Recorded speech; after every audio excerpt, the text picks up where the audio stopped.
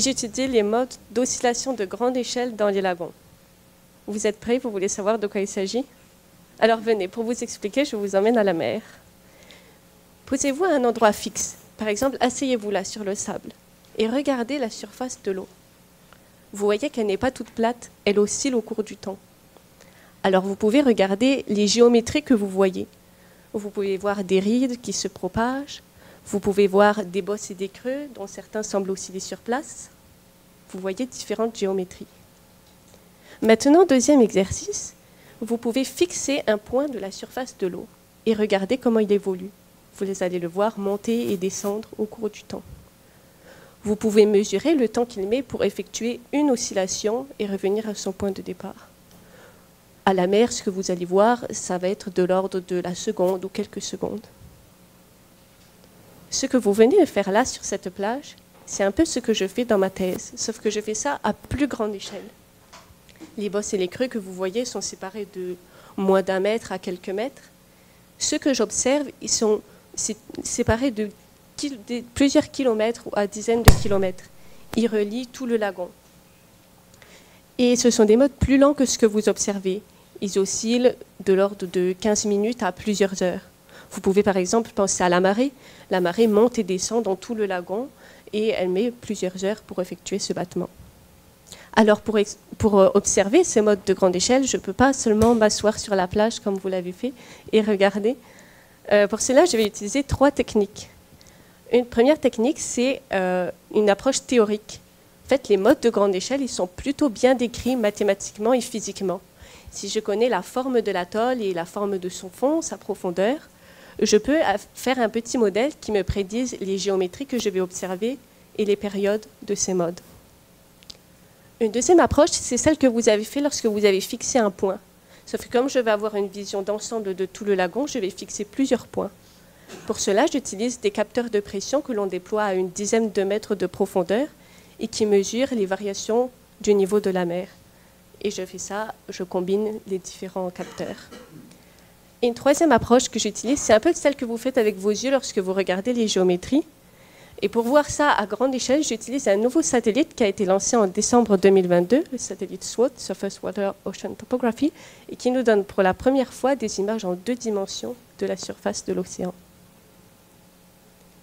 Alors vous allez peut-être me dire, d'accord, c'est rigolo, mais à quoi ça sert? Alors il y a plusieurs intérêts à étudier les modes de grande échelle. D'une part, ce sont des modes qui sont lents, et pour cette raison, ils sont censés être moins atténués par le fond que les hautes fréquences. Et du coup, ils pourraient peut-être se propager plus longtemps, durer plus longtemps et se propager plus loin, et potentiellement avoir une contribution importante dans les processus d'érosion et de mouvement des bancs de sable. Un deuxième intérêt, c'est que parmi ces modes de grande échelle, il y a les modes de résonance. En réalité, c'est surtout cela que j'ai étudié pour l'instant. Les modes de résonance, c'est un peu ce qui se produit lorsque vous grattez une corde de ukulélé. La corde se met à vibrer sur place et c'est ça qui produit le son. Dans mon stage de M2, on a vu qu'il y avait des modes de résonance qui étaient excités dans le lagon de Araroya, au Tuamotu. Ce qu'on ne sait pas, c'est quels sont les doigts qui jouent la corde le plus fort. Est-ce que ce sont les cyclones? Est-ce que c'est certains types de houles qui peuvent faire de grandes amplitudes à ces modes? Et ça, c'est important pour savoir comment ils vont contribuer dans les processus, dans les épisodes de submersion. Voilà. Et donc pour finir, je vais remercier tous mes encadrants de thèse.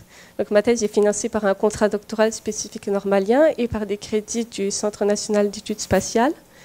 Et je bénéficie donc du coup d'une collaboration entre plusieurs labos et j'ai eu la chance de pouvoir utiliser les ressources informatiques de tous ces labos. Donc merci à mes 2 directrices de thèse, Marania Poiré du laboratoire GEPA Sud, Ludivine Oruba de l'Atmos à Paris, Takeshi Sumo du MRC Copol qui était mon directeur officiel par intérim cette année et Emmanuel Dormil de l'ENS de Paris qui était mon directeur de stage de M2.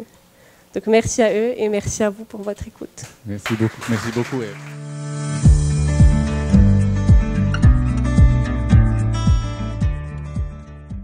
Bonjour. On est tous d'accord pour dire que manger du poisson, c'est bon pour notre santé. Hélas, ce n'est pas toujours le cas. Est-ce que vous connaissez la ciguatera, ou bien encore la gratte, ou encore en tahitien, ei atero? Il s'agit d'une intoxication alimentaire liée à la consommation de poissons contaminés par des toxines, de puissantes toxines appelées ciguatoxines et produites par des algues microscopiques appelées Gamberdiscus. Mon poster s'intitule Toxines, gènes, métabolome et microbiome, l'énigme de Gamberdiscus polynesiensis. Elle s'inscrit dans la thèse qui s'intitule Une approche multiomique pour étudier les mécanismes de biosynthèse des toxines chez la microalgue Gamberdiscus polynesiensis. Cette thèse est sous la direction d'Hélène Tayana Darius de l'ILM, Guillaume Mita de l'Ifremer, Arnaud Droit de l'Université Laval au Québec, et cette thèse est financée par la délégation à la recherche du pays, que je remercie.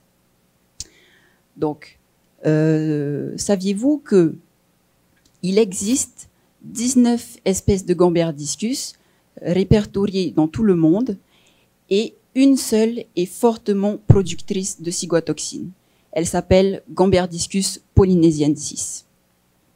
Et elle est présente dans les lagons des 5 archipels de la Polynésie française. Elle est particulière dans le sens où elle peut produire jusqu'à 12 ciguatoxines différentes avec des proportions variables. De plus, cette microalgue est une vraie usine de production de toxines car elle peut synthétiser 5 autres familles de toxines. On a les acides gambiériques, les maïtotoxines, les gambierones, le gambierol et le gambieroxyde. En sachant tout ça, on a également observé qu'il y avait des différences de toxicité entre les souches de cette même espèce. On peut donc se poser pourquoi il y a des variabilités de toxicité et quels sont les facteurs qui vont venir influencer sur la production de ces toxines.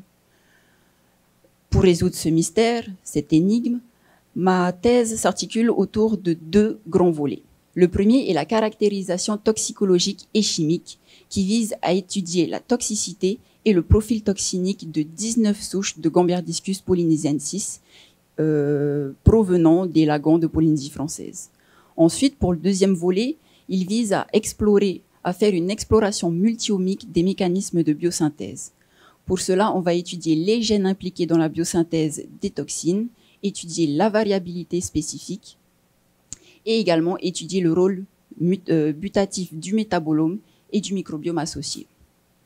Pour répondre à toutes ces questions, il faut appliquer une méthodologie particulière en fonction de cibles des cibles étudiées. Par exemple, on a une première cible qui est l'ADN.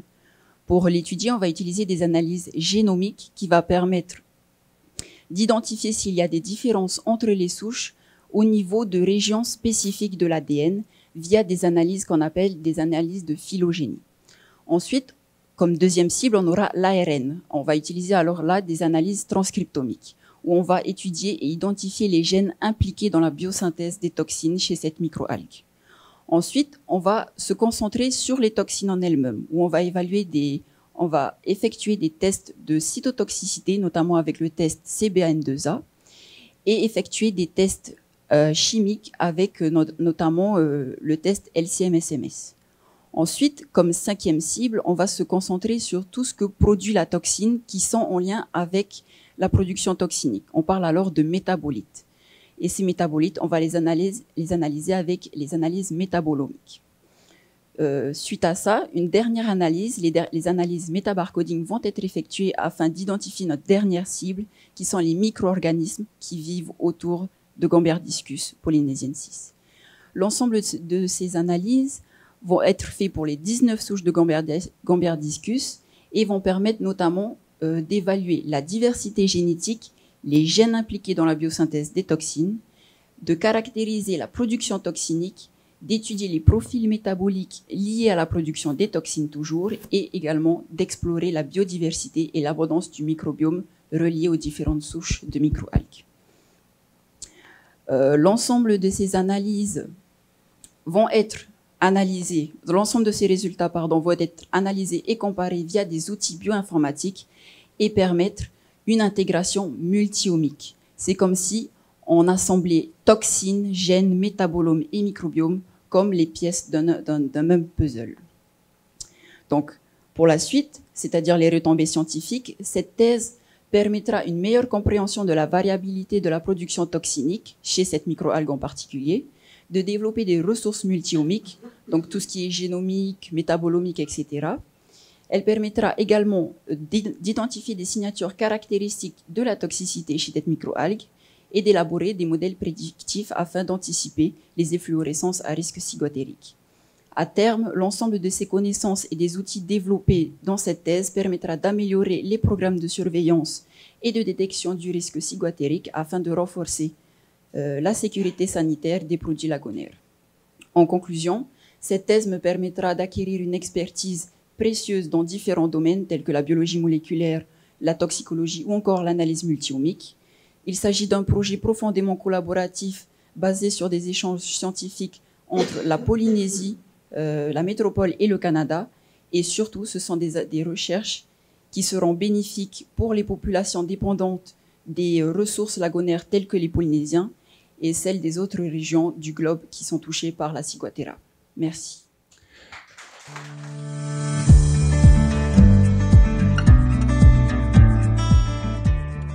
Je suis doctorant en première année donc, à l'UPF dans le laboratoire GEPA Sud et en co-tutelle avec, à l'Université Laval au Québec. Donc ma thèse porte sur le recensement automatique d'espèces benthiques dans les lagons en Polynésie. Alors la première question c'est pourquoi on s'intéresse aux espèces benthiques? Alors il y a plusieurs raisons. Il y a tout d'abord un intérêt économique, un intérêt écologique et culturel. Alors dans le cadre de mon étude, je me restreins aux holothuries, qu'on appelle aussi roris ou concombres de mer, et aux bénitiers. Alors tout d'abord, économique, parce que ces espèces sont pêchées, donc soit pour en faire de la nourriture et pour les manger, soit pour l'aquariophilie. Donc ça constitue un revenu pour la Polynésie. D'autre part, écologique, parce qu'on sait que ces espèces-là filtrent l'eau et les sédiments présents dans les lagons, donc contribuent à améliorer l'écologie marine. Et un aspect culturel aussi, parce que ces espèces sont pêchées depuis très longtemps par les populations locales. Sauf que ces espèces font face à de fortes pressions, que ce soit les changements climatiques, la pollution ou encore la pêche. Voilà. Et ces deux facteurs combinés font qu'on doit avoir un suivi régulier de ces populations-là dans les lagons. Le problème, c'est que le suivi est actuellement fait de manière manuelle, donc par des plongeurs, en particulier donc, pour les holothuries, par exemple, qui peuvent être présentes jusqu'à 40 mètres de profondeur. Donc ça implique des plongeurs en bouteille, dans des atolls qui sont souvent loin et mal desservis par les avions. Et donc en cas d'accident de décompression, ça peut engendrer de vrais dangers. Et donc c'est là où ma thèse essaie d'apporter un atout, c'est d'apporter un système automatisé pour recenser les populations benthiques. Pour ce faire, il y a 4 volets, notamment le premier qui est l'identification. Donc avec un système avec des caméras mobiles, c'est d'identifier dans une image les holothuries et les bénitiers. Donc là, on ne le voit pas bien, mais on a un modèle pré-entraîné qui essaie d'identifier les bénitiers et les holothuries dans une image. Une fois qu'on les a identifiés, on essaie de les classer. Parce que les holothuries, il y a plusieurs sous-espèces avec des intérêts économiques différents. Et pour les bénitiers, l'état de santé, déjà ils sont vivants ou morts, il faut savoir les classer. Et ensuite, même quand ils sont vivants, ils peuvent être normaux, blanchis ou décolorés. Et donc ça permet de suivre les canicules marines. Une fois qu'on les a classés, il faut les mesurer. Pourquoi les mesurer? Pour des aspects réglementaires. On n'a pas le droit de pêcher des bénitiers qui font moins de 12 cm. Et les holothuries, suivant les espèces, c'est aux alentours de 30 cm. Donc il faut pouvoir avoir la proportion d'individus qui peuvent être pêchés ou non. D'autre part, d'avoir une idée du nombre d'individus juvéniles pour avoir un état de la reconstruction des individus et de la reproduction. Une fois qu'on a fait ça à l'échelle d'une image, il faut faire ça à l'échelle d'une vidéo, c'est-à-dire de ne pas compter plusieurs fois un individu. Donc, quand on a une nouvelle image dans la vidéo, il faut savoir il faut savoir si l'individu a déjà été détecté dans l'image précédente ou s'il faut avoir c'est un nouvel individu, donc on doit le compter. Comment on fait ça? On fait ça avec une paire de 2 caméras pour pouvoir estimer les dimensions dans une scène. Donc comme pour reproduire la vision humaine. Concernant les résultats que j'ai obtenus pour le moment, j'ai un premier modèle qui permet d'estimer le nombre d'individus dans une image pour les bénitiers, qui les reconnaît. Donc j'ai 70% de précision. donc ce qui est prometteur mais qui peut encore être amélioré. Et j'ai également fait une première campagne de données stéréoscopiques, donc avec 2 caméras, pour pouvoir ensuite servir de base pour tester des modèles pour mesurer la taille des individus. Concernant la valorisation, mon projet permettra de gérer et de suivre durablement les espèces benthiques en Polynésie. Ma méthodologie se veut être généralisable pour d'autres espèces. On peut penser notamment aux oursins dans les lagons, également les trocas des marquises, et également généralisable à d'autres vecteurs d'acquisition. Pour le moment, c'est une preuve de concept que je cherche à apporter en PMT ou en plongée bouteille, mais ça se veut être applicable à d'autres vecteurs d'acquisition, notamment des drones sous-marins qui peuvent parcourir de plus grandes distances avec plus de temps. Et je vous remercie de votre attention.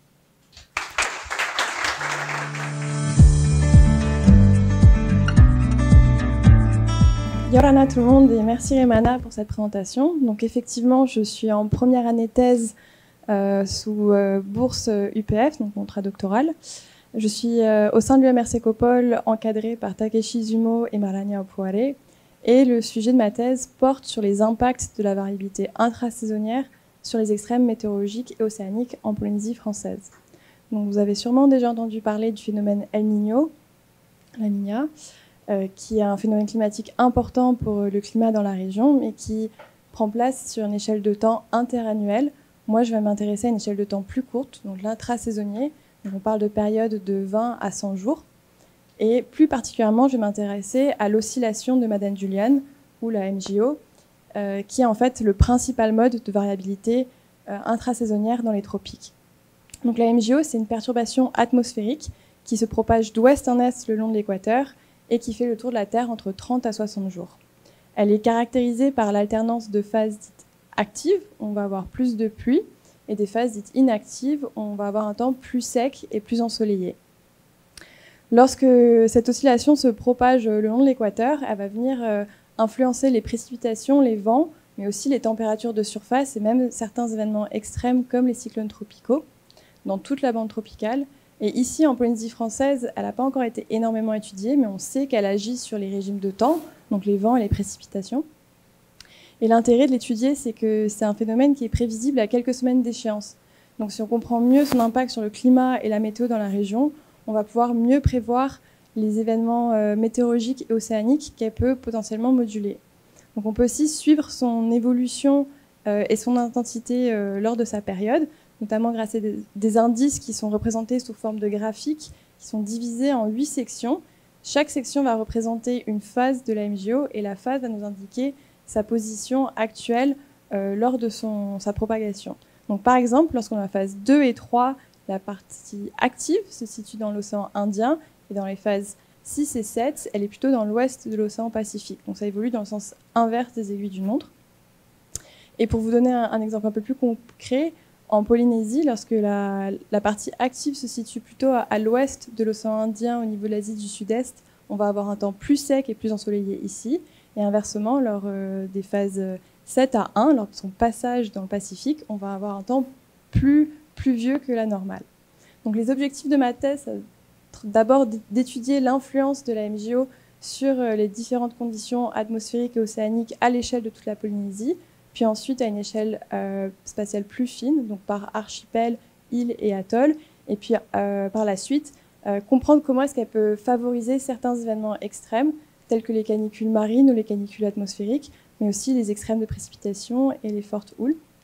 Les données que je vais utiliser pour mon étude sont des données qui sont en libre accès, des données journalières, la plupart du temps issues d'observations in situ, donc par exemple les stations météo, mais aussi de données satellitaires que je vais filtrer afin de garder que les signaux qui correspondent à ce cycle intrasaisonnier et sur lequel je vais effectuer des analyses pour permettre d'évaluer le degré d'influence de la MJO sur les différentes variables que je regarde.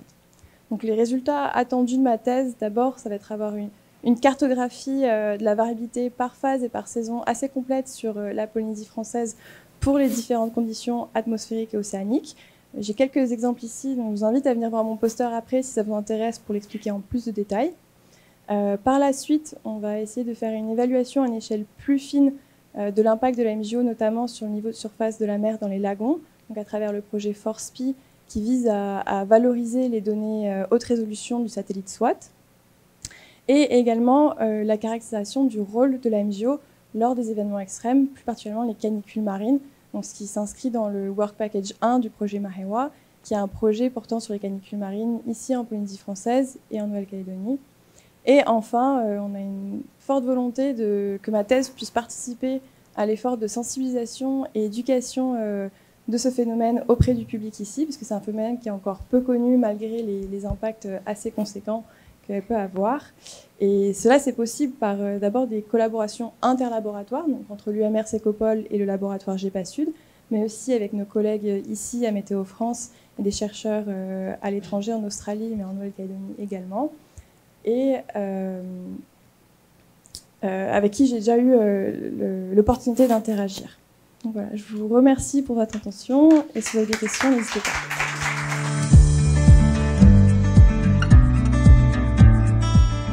Yolanda tout le monde, j'espère que vous allez bien. Donc moi c'est Michael et je suis en première année de thèse sous la supervision de Simon Ducatez et Jaina Divol au sein de l'UMR Sécopol.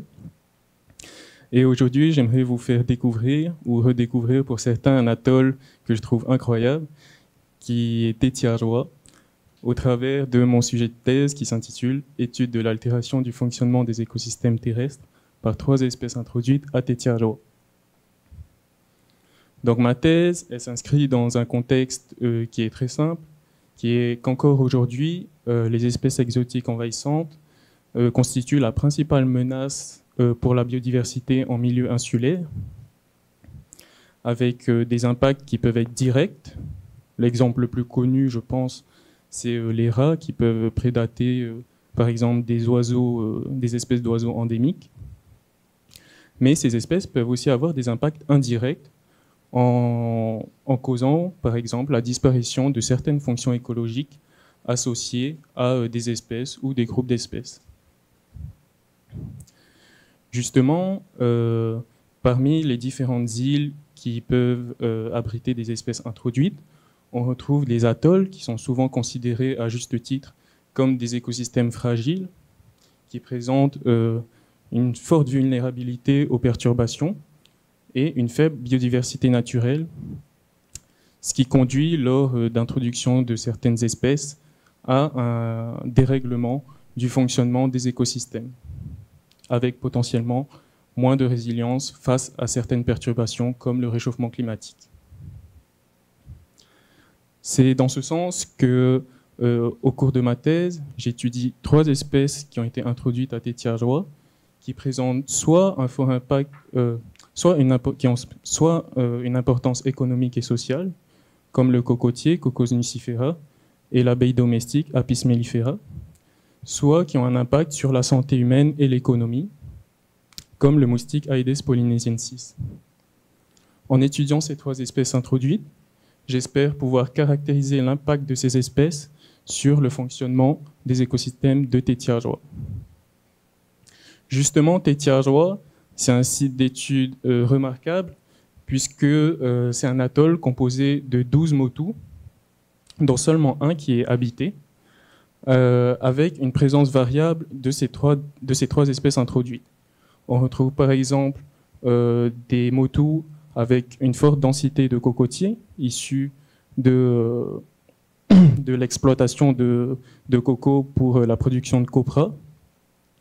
Mais on retrouve aussi certains motus avec une exploitation apicole, donc qui présente des ruches d'abeilles domestiques.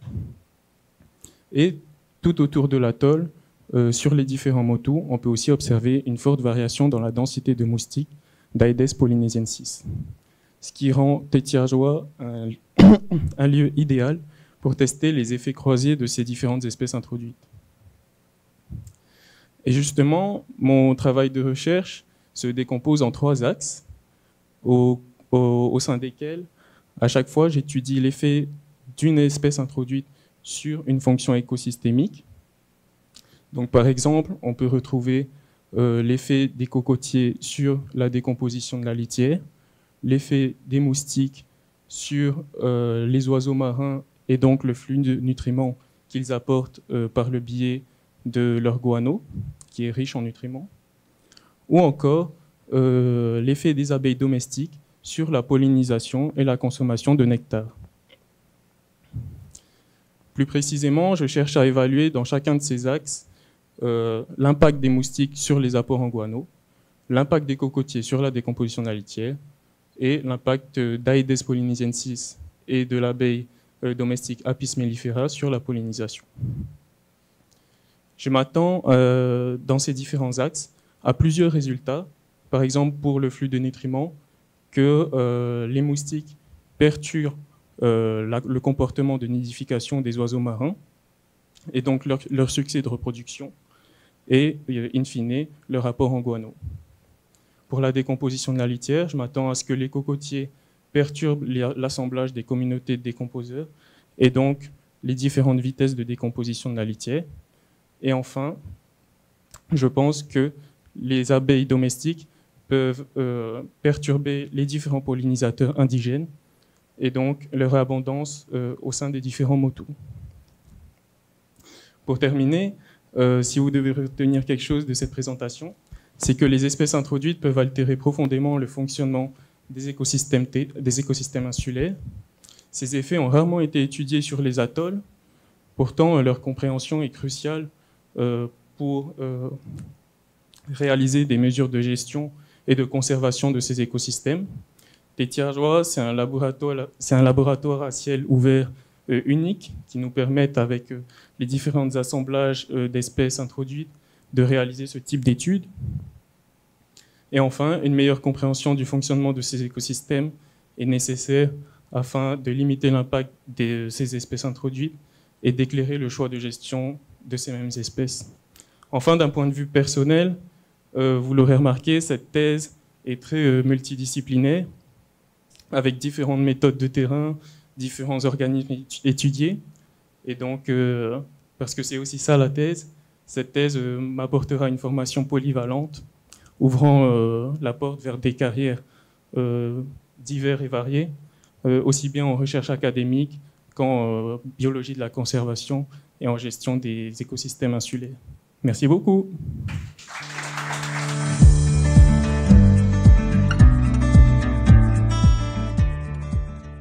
Déjà, bonjour à tous. Donc, je suis Keva Djambaye. Tout a été introduit. Donc, moi, ma thèse, elle tourne autour des courbes elliptiques. Pardon. Je n'ai pas l'habitude de parler avec un micro. Donc, les courbes elliptiques, c'est un objet qui nous permet de relier donc, deux domaines des maths qui, à la base, n'avaient pas forcément de lien, donc la théorie des nombres et la géométrie. Moi, je m'intéresse plutôt à tout ce qui est géométrie algébrique. Donc, comme je l'ai écrit sur mon poster, ça permet de relier les équations polynomiales et toutes ces propriétés par rapport aux formes géométriques. Parce que d'un côté, avec une courbe elliptique, comme vous en voyez une sur mon poster, on a donc un objet géométrique, mais celle-ci, elle est déterminée par une équation. Donc, on peut utiliser des outils algébriques pour résoudre des problèmes géométriques ou l'inverse. En plus, on a donc une structure algébrique assez intéressante sur les courbes elliptiques, puisque c'est un groupe. Je ne vais pas rentrer dans tous les détails, mais si on prend deux points d'une courbe, on a une manière de pouvoir les additionner. Et après, avec certains types de courbes elliptiques, on a aussi une multiplication, on va dire, sans trop rentrer dans les détails. Et de l'autre côté, comme on a toute une théorie qui s'appelle la théorie de Galois, qui résout et classifie donc les symétries dans les solutions des équations, on peut donc naviguer entre ces deux domaines donc assez facilement. J'ai nommé mon poster donc courbe elliptique sur des corps finis parce que cette année, avec Gaëtan Bisson, on a décidé de plutôt se placer sur un ensemble, sur des corps finis, parce que ça permet donc de faire des calculs assez explicites, puisqu'on est sur des ensembles avec un nombre donc fini d'éléments, puisque l'informatique n'aime pas trop les ensembles infinis, et n'arrive pas encore spécialement à les simuler, pardon. Et donc l'objectif principal, c'est de bien comprendre les notions qui existent autour de la théorie de tout ce qui va toucher aux courbes elliptiques. Et donc en pratique, ce que je fais cette année, c'est qu'il y a d'abord un développement assez théorique pour pouvoir utiliser tous les théorèmes d'existence qui existent en mathématiques. Mais c'est un des gros problèmes qu'on a donc en maths fondamentales, c'est qu'on a beaucoup de théorèmes d'existence, mais très peu de théorèmes qui permettent de manipuler directement les objets. D'où le mot explicite qui revient souvent. Explicite, ça veut vraiment dire qu'on puisse calculer donc les isogénies, Je vous ai mis une petite formule ici qui permet explicitement de les calculer. Et l'intérêt principal, c'est vraiment de comprendre toutes les, parce que j'ai pas cette impédance, mais le travail a déjà commencé, ça fait à peu près 200 ans, on essaye de comprendre le dictionnaire qui existe entre la géométrie et l'algèbre. Et donc pour cela, après avoir fait tout le travail théorique, on essaye d'implémenter tout ça avec du Python. On utilise SageMath, qui est un logiciel open source. Avant, c'était plutôt la mode de Magma, mais bon, c'est propriétaire, donc on préfère pas s'en servir. Et donc, grâce à SageMath, on peut faire des calculs explicites assez compliqués et assez longs, qui seraient quasiment impossibles à faire à la main. Et on peut tester beaucoup d'exemples.